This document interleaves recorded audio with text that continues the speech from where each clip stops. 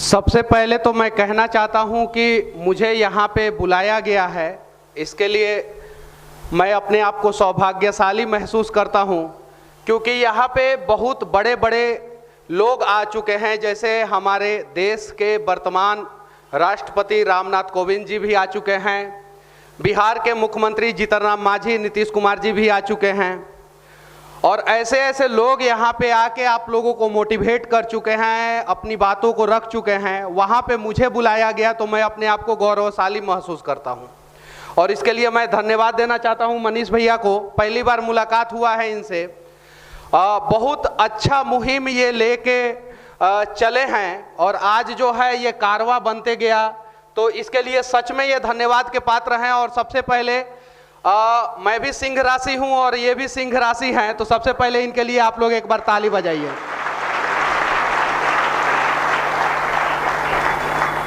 और मुझे उम्मीद नहीं था कि इतने सारे लोग होंगे यहाँ पे।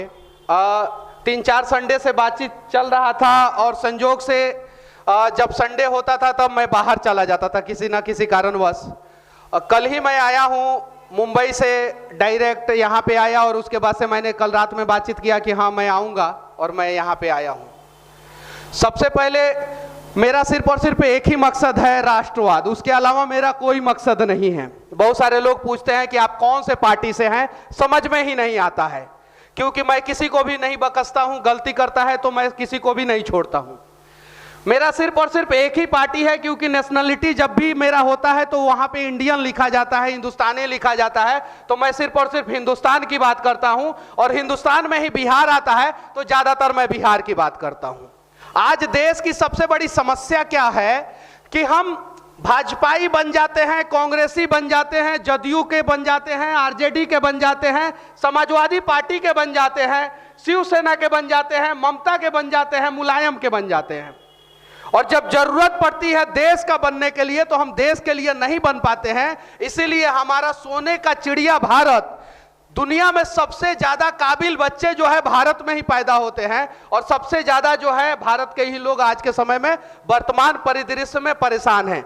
उसके लिए कोई राजनीतिक पार्टी जिम्मेवार नहीं है, कोई नेता जिम्मेवार नहीं है, कोई सिस्टम जिम्मेवार नहीं है। उसके लिए हम और आप जिम्मेवार हैं। हमें और हम सबको सुधरना है। और जिस दिन हम अपने जीवन का 10%, सिर्फ 10%, ज्यादा नहीं, मनीष भैया ने अपने जीवन का 10% जो है समाज के लिए समर्पित किया है, तो इतना बड़ा कारवा खड़ा कर दिया है। हम सभी अपने जीवन का सिर्फ 10% समाज के लिए और राष्ट्र के लिए समर्पित कर दें, तो शायद जो है हमारा समाज भी बदल जाएगा, राष्ट्र भी बदल जाएगा। 4 बार मैं जेल गया हूं, अनेकों केस मुकदमा मेरे ऊपर हुआ है, अनेकों पार्टियां और बहुत सारी चीजें, फिर भी मैं वही करता हूं जो सही है। हालांकि शुरू में परेशानी होगी, मनीष भैया को भी शुरू में परेशानी हुई होगी, आप लोगों को भी शुरू में परेशानी हुई होगी, बहुत सारी चीज। लेकिन जब आप एक रास्ते पे लगातार चलने का प्रयास करते हैं, देखिए हम लोग धरती पे पैदा होते हैं तो पैदा कोई और करता है, हमें नाम कोई और देता है, पढ़ाता कोई और है, किसी के सहारे से आगे बढ़ते हैं हम। इतना तो हम अपने जीवन में कर सकते हैं ना कि अपने दम पे रास्ता तो कम से कम अपना खुद का बना सकते हैं ना। किसी दूसरे के दिखाए हुए रास्ते पे भी हम चलना अगर शुरू कर दे तो इतिहास के पन्नों में हमारा नाम कहीं खो जाएगा।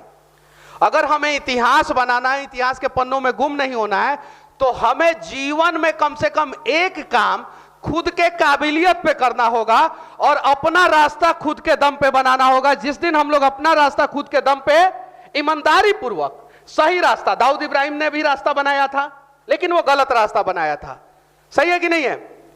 ओसामा बिन लादेन ने भी अपना रास्ता बनाया था लेकिन उसने गलत रास्ता बनाया था। सही रास्ता हम लोग अगर अपना बनाना शुरू कर दिए तो इतिहास के पन्ने में हमारा नाम खोएगा नहीं, हमारा इतिहास के पन्ने में नाम लिखा जाएगा।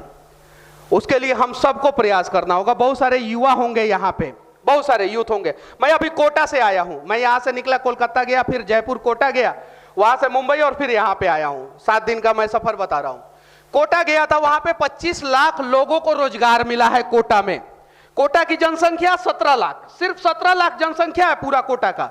रोजगार कितने लोगों को मिला है? 25 लाख लोगों को, प्रत्यक्ष और अप्रत्यक्ष रूप से। समझने की जरूरत है। एक राजस्थान में कोटा जो है 25 लाख लोगों को रोजगार देता है प्रत्यक्ष और अप्रत्यक्ष रूप से। ऐसे 4 कोटा बिहार में खड़ा किया जा सकता है, भागलपुर, गया, पटना और मोतिहारी में चारों स्टूडेंट हब है। 4 कोटा खड़ा किया जा सकता है। 1 करोड़ लोगों को रोजगार बिहार में जो है सिर्फ और सिर्फ एजुकेशन सेक्टर दे सकता है, लेकिन हम खड़ा करने का प्रयास नहीं करते हैं। जरूरत पड़ता है तो लालू के लिए लाठी उठा लेते हैं, नीतीश के लिए लाठी उठा लेते हैं, बीजेपी के लिए लाठी उठा लेते हैं और कांग्रेस के लिए लाठी उठा लेते हैं। जब बात आती है बिहार की तो हम कहीं नहीं तो कहीं पीछे हट जाते हैं। क्यों ऐसा करते हैं हम लोग? दुनिया में पूरे हिंदुस्तान में सबसे ज्यादा काबिल बच्चे कहां पैदा होते हैं? बिहार में। मैं आंध्र प्रदेश गया था, वहां के डीजीपी से मेरी बातचीत हुई थी। संजोग से वो डीजीपी बिहार के थे, रिटायर्ड डीजीपी थे। उन्होंने कहा एक बात तो मुझे रोना आया। उन्होंने कहा कि बिहार की माताएं और बहनें जो है बच्चा पैदा करती ही हैं आज के समय में दूसरे राज्यों में जाके कल कारखाने में मजदूरी करने के लिए। मैं सही हूं या गलत हूं? आज से पहले जो है आप उठा के देख लीजिए, उत्तर प्रदेश में चले जाइए, टॉप 10 आईएएस आईपीएस में 5 बिहार के होंगे। महाराष्ट्र में चले जाइए, अभी 2 आईएएस आईपीएस का इंटरव्यू लेके आया हूं महाराष्ट्र में। अभी मैं 26/11 में पिस्टल लेके आतंकवादियों से लोहा लेने वाले अपने बिहार के थे। अभी महाराष्ट्र में जो मुंबई का सबसे डेंजर समस्या होता है ट्रैफिक, वो ट्रैफिक के वो कमिश्नर हैं। वो महाराष्ट्र में चले जाइए, 10 आईएएस आईपीएस में 5 बिहार के होंगे। तेलंगाना में चले जाइए, इस देश के किसी भी राज्य में चले जाइए, वहां के 10 टॉप आईएएस आईपीएस में बिहार के, सबसे बढ़िया मजदूर बिहार के, इंजीनियर डॉक्टर बिहार के, ट्रेन को चला रहे हैं बिहार के लोग, सब कुछ कर रहे हैं बिहार के लोग देश के हर एक कोने में। फिर बिहार के लिए क्यों नहीं कुछ कर रहे हैं? हम पढ़ाई करते हैं, सब कुछ करते हैं और जाते हैं बाहर और उसके बाद से बिहार को भूल जाते हैं। क्यों ऐसा करते हैं? मेरा सिर्फ और सिर्फ एक ही अल्टीमेट गोल है। मैं अगर अपने देश का एक राज्य बिहार के लिए अगर कुछ कर सकूं तो मैं अपने आप को गौरवशाली महसूस करूंगा, अपने आप को धन्यवान महसूस करूंगा कि बिहार की धरती पे मैं पैदा हुआ हूं, मैंने कुछ तो किया है।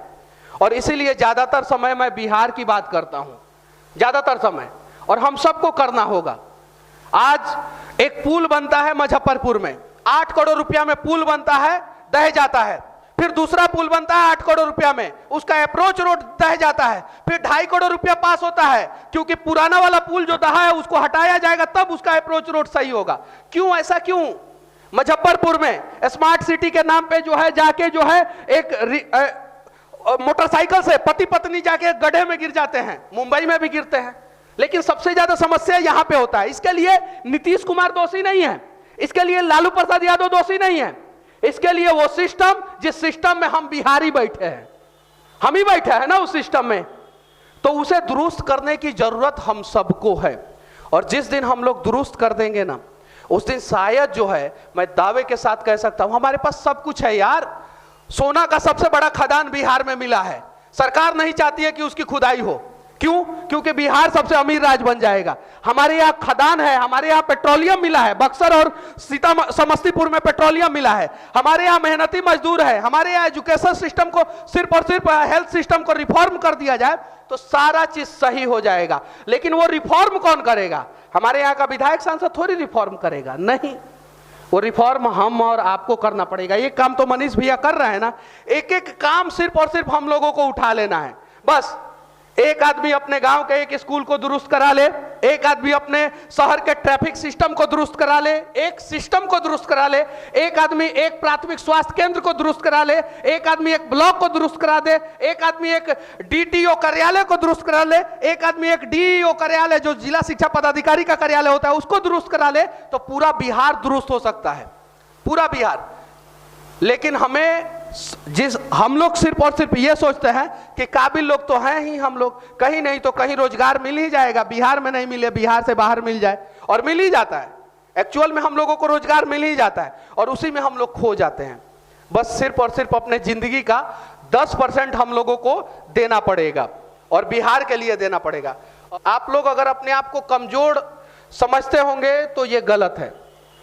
दुनिया में अगर हम पैदा हुए हैं तो विज्ञान भी कहता है कि हमारा फिंगरप्रिंट और हमारा डीएनए जो है सबसे अलग है कि नहीं है? हमारा फिंगरप्रिंट, हमारा डीएनए सबसे अलग है, तो हमारा काम करने का तरीका भी अलग होना चाहिए और हमारा रास्ता भी अलग होना चाहिए। ऐसा नहीं कि हाँ हमारा दोस्तवा बन रहा है आईएएस तो हम आईएएस का तैयारी करेंगे, वो आईपीएस बन रहा है तो हम आईपीएस का ही तैयारी करेंगे, वो रेलवे ड्राइवर बनेगा तो हम भी रेलवे ड्राइवर ही बनेंगे। ऐसा नहीं, हम लोगों को अलग अलग सेक्टर में जो है अपने हिसाब से प्रयास करना होगा। और हाँ, आप कुछ भी कीजिए, कहीं भी चले जाइए, यही बिहार के लोग, एक मॉरिशस देश है, उस पूरे देश को कमांड कर रहे हैं, 90% बिहार के लोग हैं वहां पे, है कि नहीं है? फिजी एक देश है, वहां पे 60% से ज्यादा बिहार के लोग हैं। ये इंटरनेट का आंकड़ा है, थोड़ा ऊपर नीचे हो सकता है, अगर ऊपर नीचे हो तो मैं माफी चाहता हूं। वहां पे साउथ अफ्रीका के बहुत सारे जगहों पे बिहार के लोग हैं। दुबई जो दुनिया का सबसे आधुनिक शहर है, वहां पे सबसे सस्ता दर पे अगर मजदूरी किसी कंपनी को चाहिए, किसी बड़ा इमारत को चाहिए, बिल्डिंग को चाहिए और सबसे खतरनाक काम कराना है तो बिहार के मजदूर को देखता है। वहीं केरल के लोग जाते हैं, सेम काम करते हैं, 50,000 रुपया लेते हैं। बिहार के लोग जाते हैं 15,000 रुपया पे दुबई में काम करते हैं, सेम काम, सेम चीजें। तो कहीं नहीं तो कहीं अवेयरनेस की कमी है। हमारे बिहार में रोजगार की कमी नहीं है, संसाधनों की कमी नहीं है। लोग कहता है बिहार गरीब राज्य है, गरीब राज्य नहीं है, सबसे संपन्न, सुखी, संपन्न और सबसे अमीर राज्य बिहार है। दुनिया में सबसे ज्यादा पानी ब्राजील के पास है, क्योंकि अमेज़न का जंगल जो है वो सबसे ज्यादा ब्राजील में है, सबसे ज्यादा पानी। और उसके बाद नेपाल का है। ये मतलब वर्ल्ड ज्योग्राफी का आंकड़ा है। लेकिन अगर स्टेट वाइज देखा जाए, राज्य वाइज देखा जाए, तो सबसे दुनिया में हर एक कंट्री में राज्य होता है। अमेरिका में भी राज्य है, चाइना में भी राज्य है, पाकिस्तान में भी 5 गो राज्य है। वैसे ही हिंदुस्तान में जो राज्य है उसमें सबसे ज्यादा पानी जो है वो बिहार में है, क्योंकि दूसरे नंबर पे नेपाल है और नेपाल की सारी नदियां बिहार में आती है। उत्तर प्रदेश से, उत्तराखंड से सारी नदियां जो है बिहार होके गुजरती है। तो दुनिया का सबसे कीमती चीज हमारे बिहार में है, सिर्फ और सिर्फ उसे कंट्रोल करने की जरूरत है, उसे संभालने की जरूरत है। और जिस दिन उस संसाधन को हम लोग सही तरीके से इस्तेमाल में ला दिए, उस दिन बिहार के बाढ़ का समस्या का समाधान हो जाएगा। और बिहार का कोई भी आदमी जो है ना, भूख के वजह से, कर्ज के वजह से जो है ना, पूरा परिवार एक साथ जो है फांसी के फंदे पे नहीं लटकेगा। उसके लिए हम सबको प्रयास करना होगा। और जिस दिन हम सब ने 12 करोड़ बिहारी में से सिर्फ 10% बिहारी, यानी 1 करोड़ 20 लाख बिहारी जो है, वो अपने जीवन का सिर्फ 10%, यानी 90% आप अपने परिवार के लिए कीजिए, आप अपने जिसके लिए रोजगार के लिए कर रहे हैं कीजिए। सिर्फ 10% अगर बिहार के लिए करना शुरू कर देना, तो हमारा बिहार जो है सुखी संपन्न हो जाएगा, आगे जाएगा, और फिर हमारा देश भी आगे जाएगा। सत्ता के शीर्ष सिंहासन पे दिल्ली में कोई भी बैठे, चाहे वो औरंगजेब बैठे, चाहे वो कांग्रेस बैठे, बीजेपी बैठे, कोई भी बैठे, फर्क नहीं पड़ता है, वो बिहार का भला नहीं करना चाहते हैं।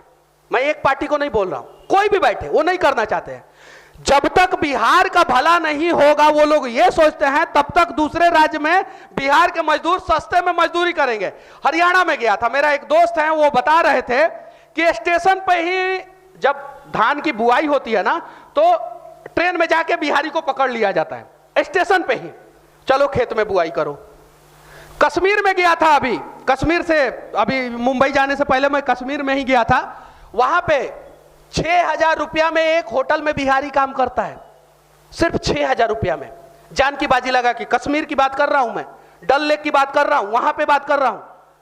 होटल का मालिक कश्मीरी रहेगा, लेबर कौन रहेगा? बिहार का। वहां का शौचालय कौन साफ करेगा? बिहार का। पैसा कितना मिलेगा? 6,000 रुपया। डल लेक के सामने, डल लेक जो है उसके सामने लाल चौक से सिर्फ और सिर्फ 1.5-2 किलोमीटर की दूरी पे मैं बात बता रहा हूं। लाल चौक जो सबसे खतरनाक एरिया बोला जाता है ऐसे, वहां पे छोला कौन बेचेगा? बिहार का। बादाम कौन बेचेगा? बिहार का। गन्ने का जूस कौन बेचेगा? बिहार का। और आतंकवादी गोली किसको मारते हैं? बिहारी को। इस दर्द को समझना होगा। इस दर्द को जिस दिन हम लोगों ने समझ लिया, मुंबई में आज पूरे दुनिया में सबसे ज्यादा सरकारी अस्पताल और ये नर्सिंग होम और पैथ लैब, पूरी दुनिया का मैं बात कर रहा हूं, सबसे ज्यादा अगर किसी एक शहर में है तो वो पटना में है, सबसे ज्यादा। और ये मेरा आंकड़ा नहीं है, स्वास्थ्य विभाग का आंकड़ा है। 4500 अस्पताल जो है रजिस्टर्ड है और 4500 पैथ लैब जो है वो पटना में रजिस्टर्ड है। पटना में, उतना दिल्ली और मुंबई में भी नहीं है, उतना रजिस्ट्रेशन है। और सबसे खराब स्वास्थ्य व्यवस्था कहां का? अपने बिहार का। क्यों भाई, क्यों ऐसा? क्यों?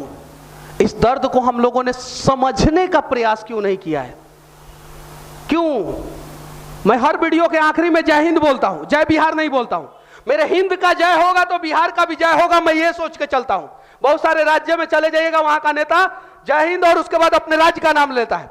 मेरा नेशनलिटी इंडियन है, मुझे हिंदुस्तान से बहुत प्यार है, लेकिन बिहार में पैदा हुआ हूं तो बिहार से भी तो प्यार मुझे होना ही चाहिए ना। और वही प्यार जो है कभी कभी जो है अनेकों समस्या का कारण बन जाता है।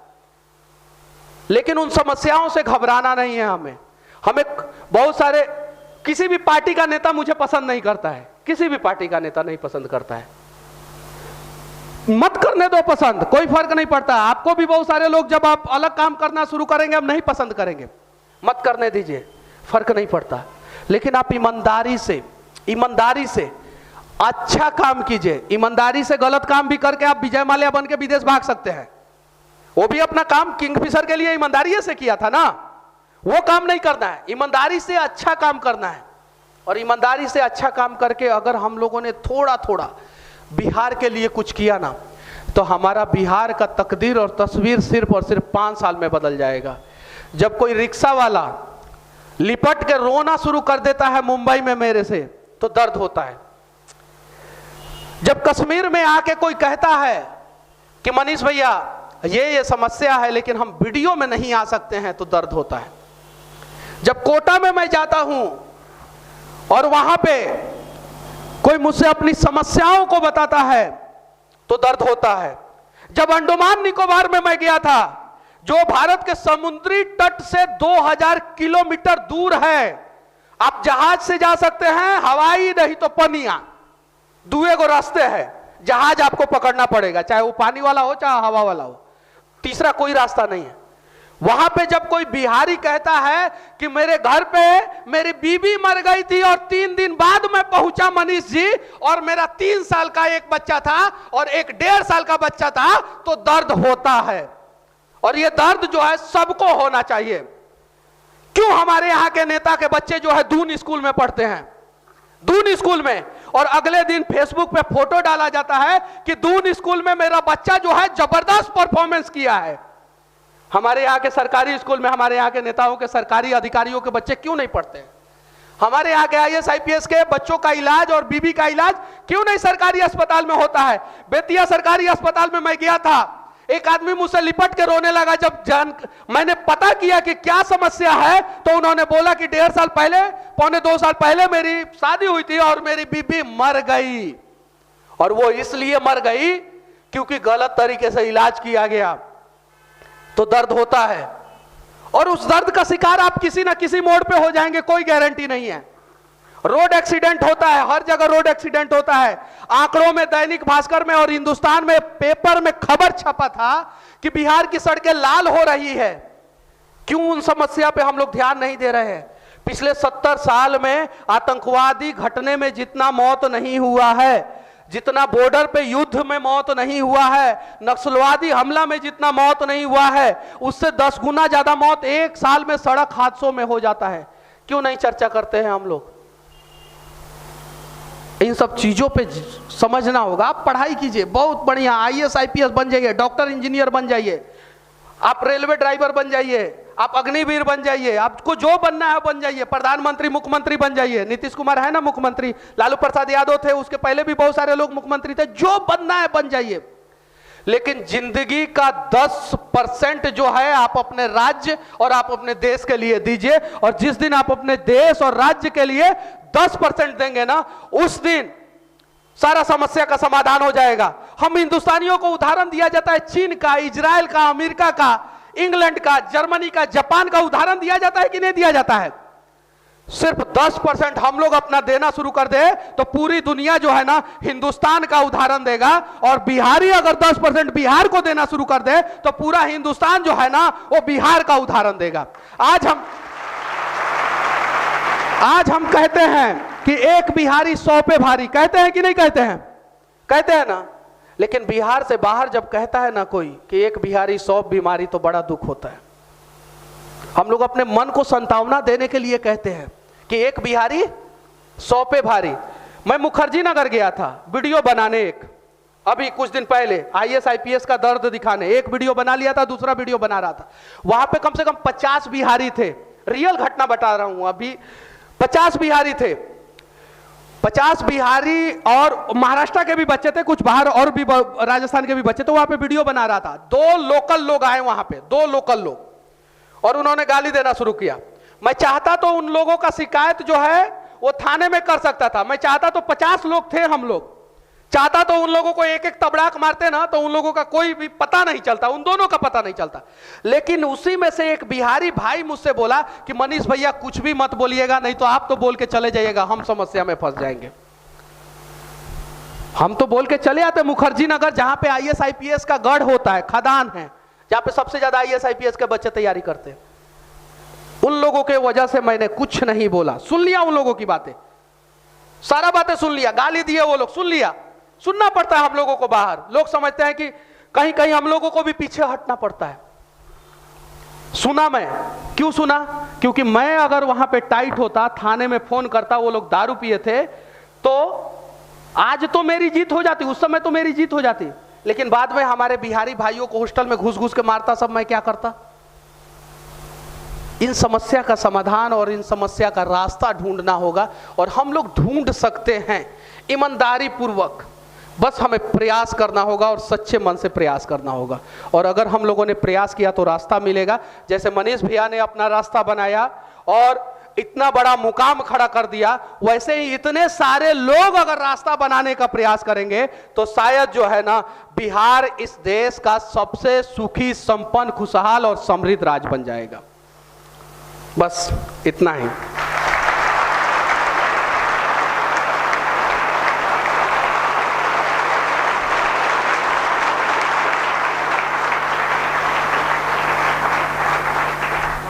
एक चीज मैं भूल गया। जय हिंद।